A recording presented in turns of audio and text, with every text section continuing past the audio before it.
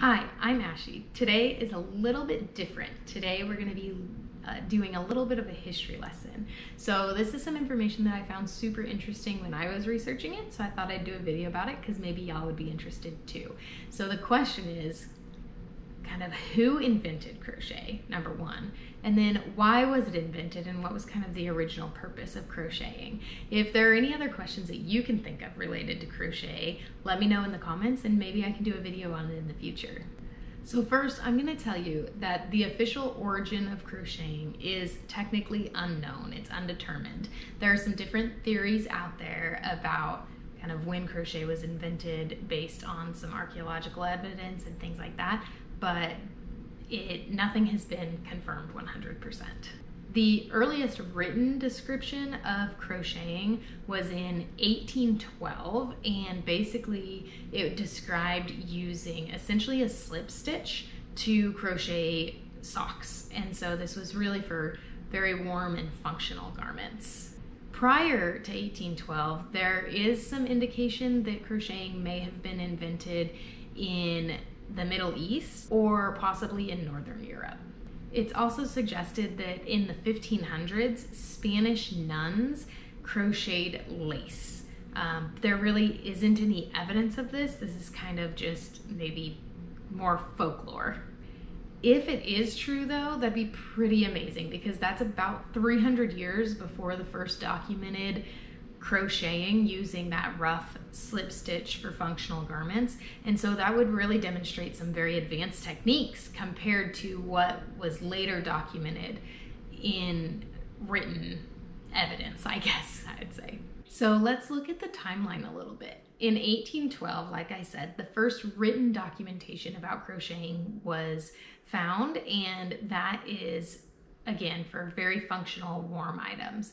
Now there seems to be a bit of a rapid shift here because by 1823 we find the first published crochet patterns, and this was in a magazine called Penelope, and that's from the Netherlands. These patterns that were published were actually for handbags, and it appears that they used a form of crocheting that was very similar to what we call tapestry crocheting, and that's using a single crochet stitch and doing a lot of color changes to work kind of intricate designs and create these accessories. So even way back in the 1820s, you can see that accessories were used as a form of self-expression with color and patterns. Between 1823 and the 1840s, the crochet techniques advanced somewhat, but the patterns that were published continued to be for things like accessories, like these handbags, but the stitches gradually started getting taller to what we call like double crochet and treble crochet stitches. In the 1940s, the technique for crocheting lace was developed by a French woman.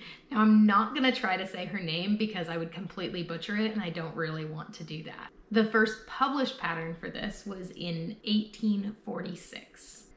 And so she's actually credited with being kind of the developer of Irish lace, which clearly got its name later when those techniques were picked up in Ireland, but it was actually developed by a French woman.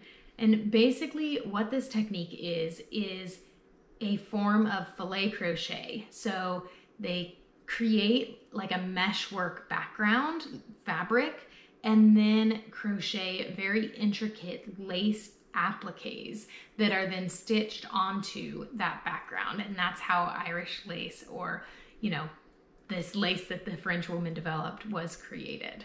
The technique is very labor intensive. The materials are not expensive, but due to the labor involved with crocheting this type of lace, it became very expensive. So it actually got the name Irish lace because in the late 1840s, many people from Ireland picked up these techniques to crochet lace as a means to supplement their income for the family. This was during the Irish potato famine, where the economy was just devastated.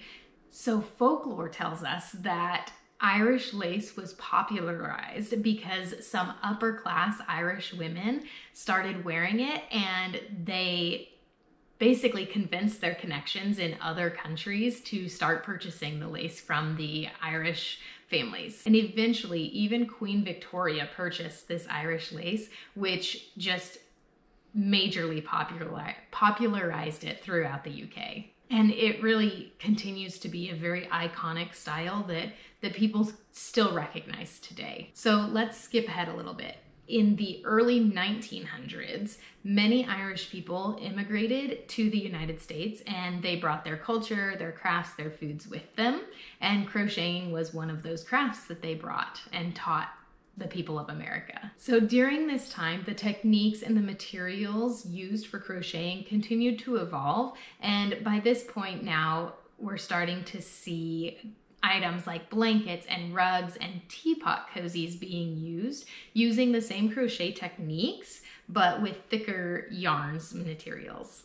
Then between 1915 and 1945, World War I and World War II happened, and there's evidence that women in the United States crocheted practical items for the soldiers that were fighting in the wars. But very few patterns were developed or published during this time, and the techniques didn't seem to advance or change much during that time. After the war, between 1945 and the 1960s, the techniques did start to advance again, and now you're seeing a little bit of shift and crocheting things for household like lace doilies and tablecloths. So kind of almost shifting back toward the more delicate materials and using it to create lace, but those thicker materials were still used for items such as blankets and rugs during this time period too.